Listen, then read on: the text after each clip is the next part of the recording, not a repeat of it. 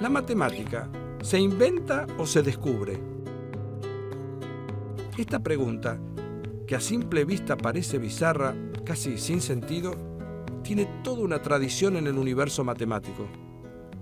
Como en tantas otras disciplinas, la biblioteca está dividida entre quienes reivindican el carácter creativo de la matemática y quienes sostienen que todo estaba ahí, en la naturaleza. Todo lo que había que hacer era descubrirlo. Veamos a ambos lados de la biblioteca. Leopold Kronecker fue un matemático alemán del siglo XIX que decía: Dios creó los números enteros, todo lo demás es obra del hombre. Su colega y compatriota Gottlob Frege, unos años después, opinaba distinto y aseguraba: el matemático no puede producir algo arbitrariamente como un geógrafo. Él solo puede descubrir lo que existe y darle un nombre. Para entender qué antigua es esta discusión, vale la pena citar a Platón, que creía que había un mundo de las ideas matemáticas donde podían encontrarse todas estas ideas, desde el círculo y las parábolas hasta los números primos y la función exponencial. De un lado o del otro, creo que es imposible ignorar que, inventando o descubriendo, la matemática es definitivamente una tarea creativa.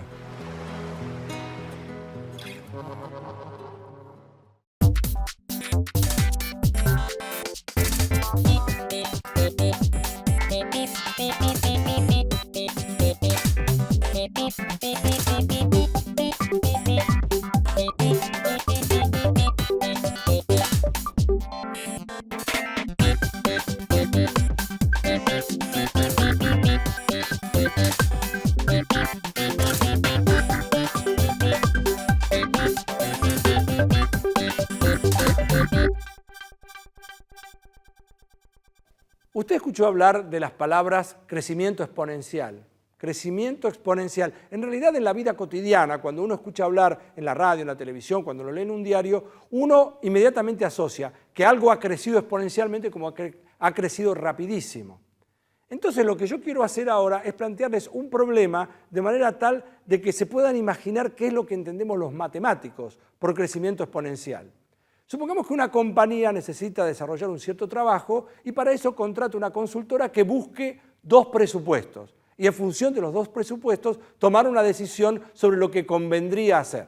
Y esto es lo que pasa.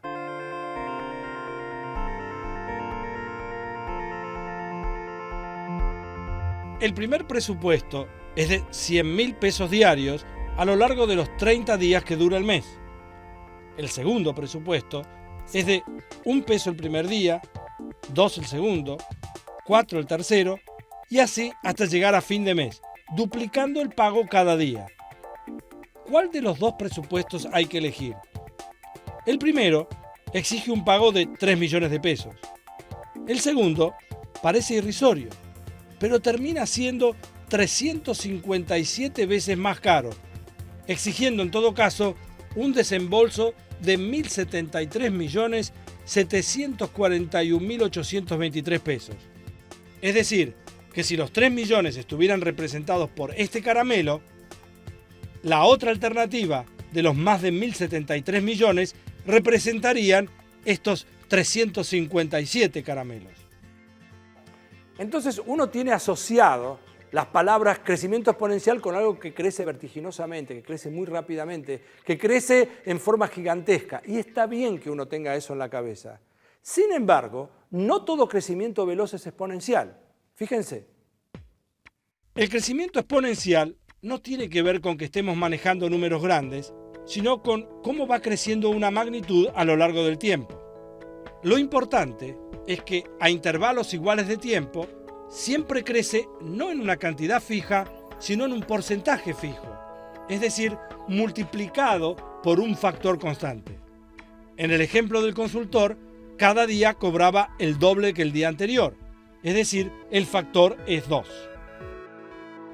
Entonces, el crecimiento exponencial lo que hace es que uno empieza con un término y el siguiente lo obtiene multiplicando por un número. Y el siguiente lo multiplica por el mismo número y después por el mismo número. Es decir, 1, 2, 2 por 2, 4, 4 por 2, 8, 8 por 2, 16, 16 por 2, 32. Uno podría hacer esto también multiplicando por 3, 1, después por 3, 3 por 3, 9, 9 por 3, 27, en fin, con un 2, con un 3, con un 4,5, con cualquier número. Eso es un crecimiento exponencial. Pero también puede darse el caso de que a cada paso se reduzca la mitad. Y en este caso vamos a hablar de decrecimiento exponencial. Esto es lo que sucede, por ejemplo, con el carbono 14, una sustancia presente en todo ser vivo y que se reduce a la mitad cada 5.730 años una vez que este ser se muere.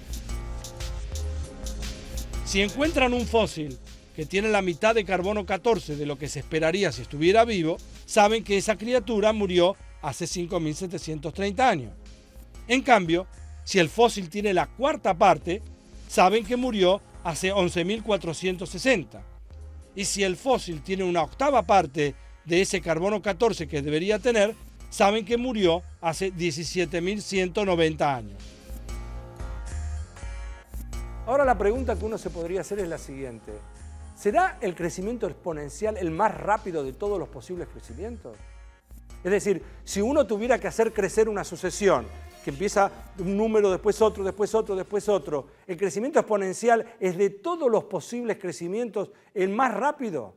¿O hay algunos que crecen todavía más velozmente? Esa es una pregunta para pensar, eso es una pregunta para discutir.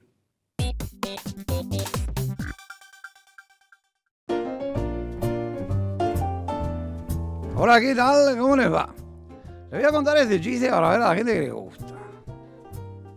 Carlitos, si en un bolsillo del saco tuvieras 20 pesos y en el otro 70 pesos, entonces tendrías, dice, un saco que no es mío.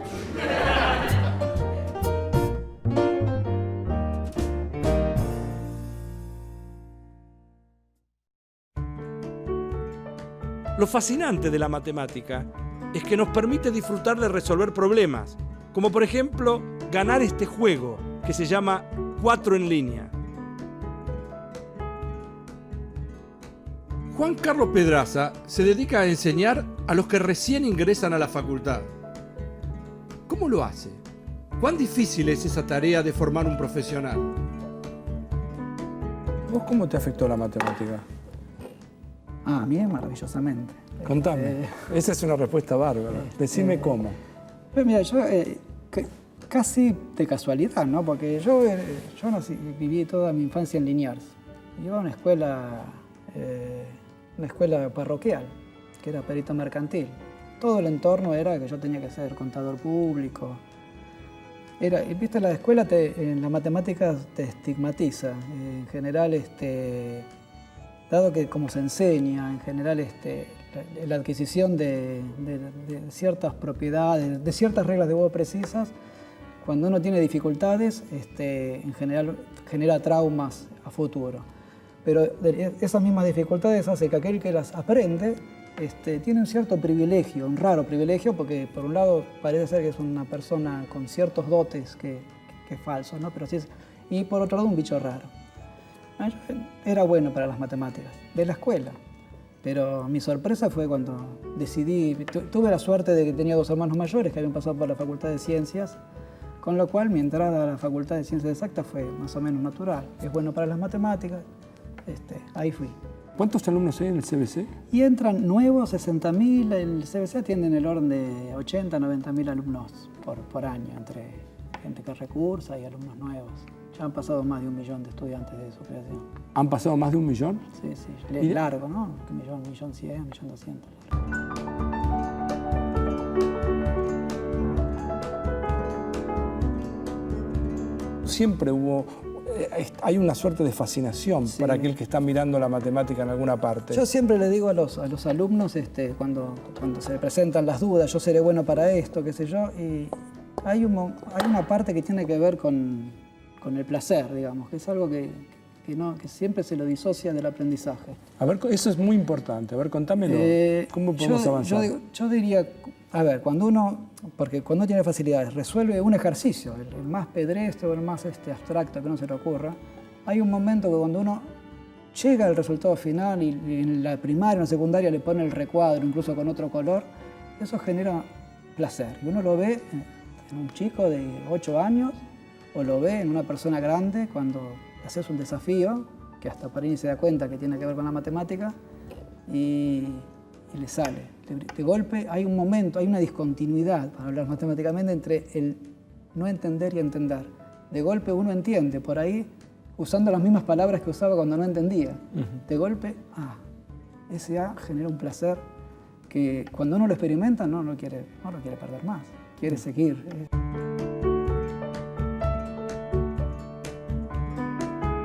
Ahora, lo que pasa es que también la sociedad te prepara para que esos sean los momentos de placer, que es aquel que llega a la solución. Y yo creo que también hay un placer muy particular en el desarrollo y en la búsqueda del camino. Si uno pudiera correr, digamos, de ese lugar tan privilegiado, el llegar a un lugar, cuando en realidad el placer está en el recorrido. Efectivamente. Entonces los momentos de serían mucho mayores, porque uno está todo el tiempo recorriendo. Es que siempre hay un momento de porque la resolución de problemas lo que genera es casi una escuela de valores. Porque uno le da valor al esfuerzo, digamos, a los pequeños avances, a los retrocesos para después llegar. Y eso, digamos, no solo es aplicable a la matemática, digamos. Yo siempre le estoy agradecido a la profesión, porque yo me pude desenvolver gracias a mi profesión, porque en general usaba los mismos, siempre en la vida se te presenta un problema. Y más o menos uno usa los mismos caminos para atacar el problema. Entonces, cada pequeño avance, cada pequeño logro, uno lo disfruta como el todo a veces, porque a veces es lo único que va a conseguir, uno sabe que hasta ahí llegó uno y que el siguiente paso lo va a dar otro, porque o uno no está en condiciones, o porque hay otro que va más rápido que uno, o porque hasta ahí este es el momento de uno. ¿Y hay valoración dentro del ciclo básico de que eso es esencial? Es un año en la vida de un estudiante y cargar tanta fuerza, tanta responsabilidad en eso sería demasiado presuntuoso. Bueno, gracias. En la siguiente te doy mate. En la siguiente me das mate. Adiós, voy a poner acá esto. Sí.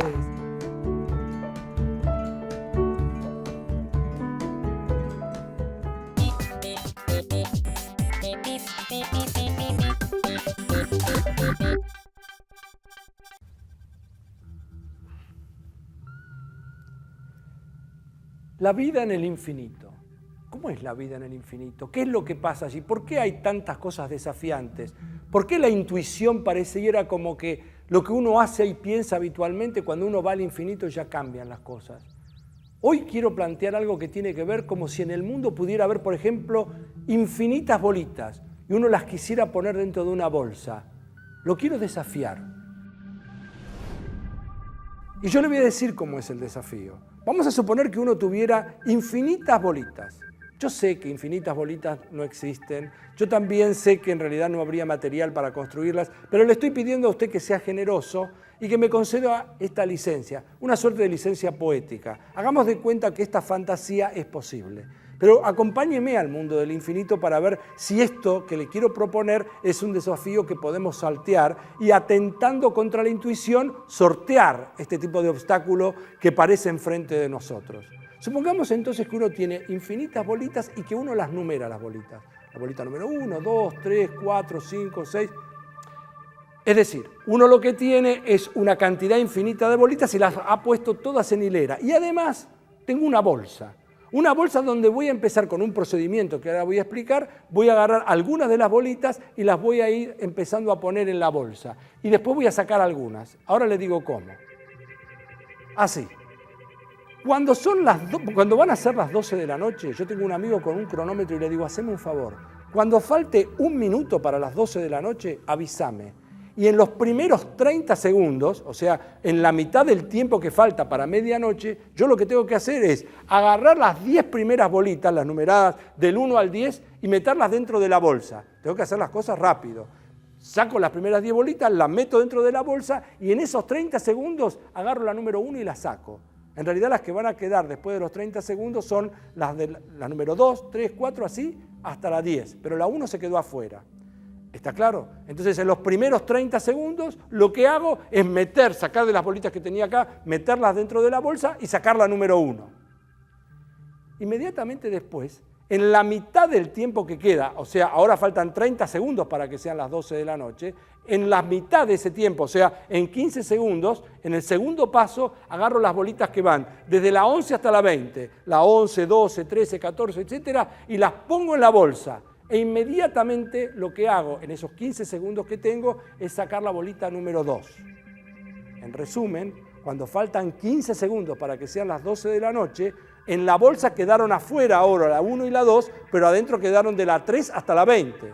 Y ahora en los 15 segundos que quedan, no. Pero en la mitad del tiempo, o sea, en el tercer paso, volviendo a dividir por 2 el tiempo que falta, agarro las bolitas que van desde la 21 hasta la 30 y las pongo dentro de la bolsa y saco la bolita número 3.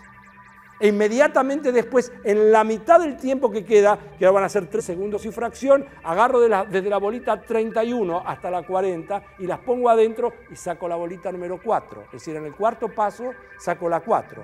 Y así voy haciendo de manera tal que en la mitad del tiempo que me queda, voy tomando bolitas de a 10 ordenadamente, las meto dentro de la bolsa. Tengo que trabajar muy apurado, eso es cierto, porque ahora lo hago cómodo. Agarro 10, saco la 1, meto la siguiente 10, saco la 2, pongo la siguiente 10, saco la 3, la siguiente 10, saco la 4, la siguiente 10, saco la 5. Y así sucesivamente. En cada paso, por ejemplo, en el paso 30, meteré las bolitas correspondientes, pero voy a sacar la bolita número 30. La pregunta es, cuando llega el reloj a las 12 de la noche, ¿cuántas bolitas quedaron dentro de la bolsa? ¿Cuántas bolitas quedaron dentro de la bolsa si yo apliqué este procedimiento y cada vez en el tiempo que falta, en la mitad del tiempo que falta para cumplirse las 12 de la noche, seguía con el procedimiento de meter de a 10 y sacar en el paso 40 la bolita número 40, en el paso 73 la bolita número 73? La respuesta, que atenta contra la intuición, porque uno dice, quedaron infinitas bolitas adentro de la bolsa. Y sin embargo yo le preguntaría, si usted dice o está pensando quedaron infinitas bolitas, ¿realmente quedaron infinitas bolitas? Por ejemplo, ¿qué bolita? La número 1 no quedó, porque ya sabe que la sacamos en el primer paso. La 2 tampoco, la 3 tampoco. Y usted me va a decir, bueno, pero quedó la número 145. Y yo le voy a decir, no, la 145 tampoco quedó adentro, porque yo la saqué en el paso 145. Bueno, pero entonces las 2500. Pero la 2500 la saqué en el paso 2500. Es decir, por más que uno no lo pueda creer, cuando son las 12 de la noche, adentro de la bolsa no hay ninguna bolita. La bolsa está vacía.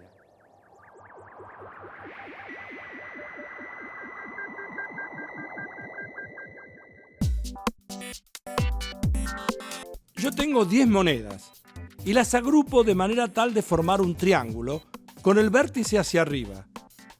¿Cómo se puede hacer para dar vuelta al triángulo moviendo nada más que 3 monedas? Lo desafío a pensar eso.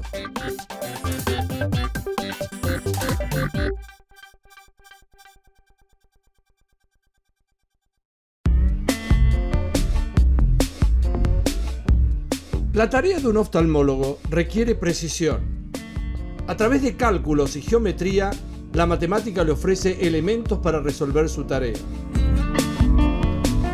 Para fabricar casi todo tipo de lentes siempre se parte de los datos de la refracción que aporta el oftalmólogo, que corresponden a la graduación o poder de la lente, y después a esos datos el contactólogo le aporta también mediciones que hace sobre la córnea. Estas mediciones son muy importantes para calcular la curva de base de la lente, o sea, la cara interna, ya que la misma se hace en función de las medidas de esta, ya que tiene el ajuste entre la curva de base de la lente y la córnea tiene que ser lo suficientemente preciso como para que no provoque lesiones sobre la córnea o para que además tenga un correcto funcionamiento.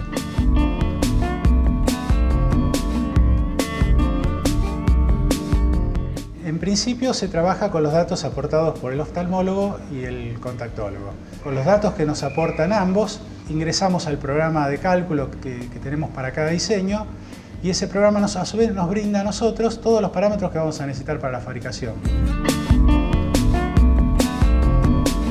Normalmente los factores que intervienen en el cálculo de la graduación son el radio de la cara interna en la zona óptica, radio de cara externa, el índice de refracción del material y el espesor de la lente. Los espesores que se manejan son desde 6 centésimas de milímetro hasta 30 centésimas de milímetro. Varían dentro de ese rango y casi siempre tienen que ver también con el diseño y la graduación. Los diámetros, en el caso de las lentes gas permeables, varían de 6 a 11 milímetros y en el caso de las lentes blandas, una vez hidratadas, varían entre 13 y 15 milímetros en la mayoría de los casos. En el diseño, además de contemplarse la zona óptica, que es la zona de visión, también en función de las necesidades de funcionamiento de la lente, también se hace cálculos geométricos que corresponden al diseño de la cara externa. Hay varios tipos que se utilizan para estabilizar las lentes en una determinada posición. Hay unos métodos que son denominados de estabilización dinámica, otros de estabilización prismática, y lo que se utiliza es una geometría tal que la lente tiene el centro de gravedad por debajo del centro geométrico. Esto hace que por efecto de la gravedad se alineen estos dos centros y la lente se mantenga en una determinada posición geométrica.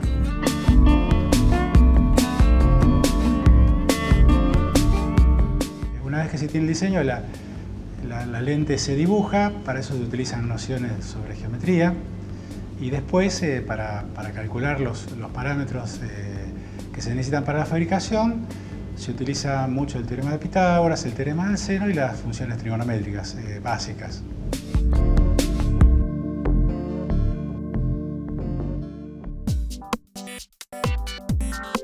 Habíamos quedado en que teníamos estas 10 monedas que formaban un triángulo y este triángulo miraba para arriba.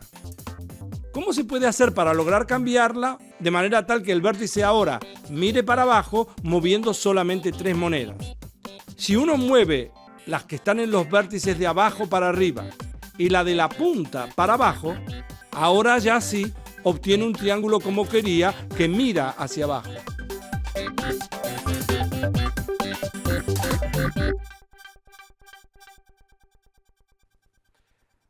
Quiero mostrarles algo que tiene que ver con lo que se llama la banda de Moebius. Síganme, de este lado hay algo rojo. Yo voy a empezar a girarlo. Y ahora de este lado quedó amarillo. Doy la vuelta nuevamente y ahora queda rojo. Y si doy vuelta nuevamente, ahora queda amarillo. Es decir, lo notable que tiene esto, que es tan sencillo, es que aparece al dar vuelta, por un lado la parte roja y por otro lado la parte amarilla. ¿Y cómo puede ser eso? En el año 1858, a un señor que se llamaba Moebius, a un científico francés, se le ocurrió una idea tan sencilla como la siguiente. Si uno tiene una banda de este tipo, lo que uno debería hacer si uno quiere atarse como si fuera un cinturón, lo que uno hace es hacerlo así. Sin embargo, lo que hizo Moebius fue, en lugar de hacer así, lo dio vuelta. Nada menos que con un sencillo movimiento de este tipo, lo pegó y quedó una cosa tan maravillosa como esta y antiintuitiva. Es decir, que lo que hizo es que, fíjense lo que pasa ahora. Yo voy a empezar recorriendo con mi dedo. Empiezo por acá donde está la línea punteada. Sigo, vengo a este lado en donde ahora está, la línea punteada se terminó y queda la parte lisa. Doy toda la vuelta y cuando llego, otra vez, en un momento determinado, aparezco otra vez en la parte punteada. Es decir, que lo extraordinario es que se logró que en lugar de tener una superficie que tiene dos caras, como si uno agarra una hoja y tiene esta cara, la de adentro y la de afuera, o la de afuera y la de adentro es lo mismo, haciendo nada más que esa inversión de 180 grados, uno lo que logra es tener ahora una superficie con una sola cara. Eso es extraordinario. Yo los invito de todas maneras para que ustedes hagan lo siguiente. Tomen una banda de Moebius, que es muy fácil de hacer, y córtenla por la mitad. Y al cortarla por la mitad se empiezan a obtener cosas extrañas, en particular se obtiene esto. Ahora, más allá de la curiosidad de saber qué es lo que se tiene y qué no, quiero hablar de un par de aplicaciones muy sencillas y muy rápidas para terminar el programa. La primera es la siguiente. En un momento determinado se decidió utilizar bandas de Moebius en las cintas transportadoras de los aeropuertos. ¿Por qué? Porque en lugar de que se desgaste un solo lado, al hacer esa inversión de 180 grados, ahora se desgastan supuestamente las dos caras, que ahora, como ustedes saben, es una sola, y al mismo tiempo uno tiene el doble para que se desgaste, de manera tal que tiene un aprovechamiento mejor en los aeropuertos. Y por el otro lado están las cintas magnetofónicas, porque cuando uno tiene que grabar, por ejemplo, un cassette, un tape, en donde es en un grabador de audio, por ejemplo, entonces en lugar de que la cinta corra así todo el tiempo, lo que uno hace es en el extremo haberlas pegado de forma distinta. De esa manera tiene el doble de duración. Estas son nada más que 2 de las aplicaciones, hay muchas más. Este es un programa de matemática. La matemática enseña a pensar, educa, permite que uno tome decisiones más racionales. Pero además, la matemática es creativa.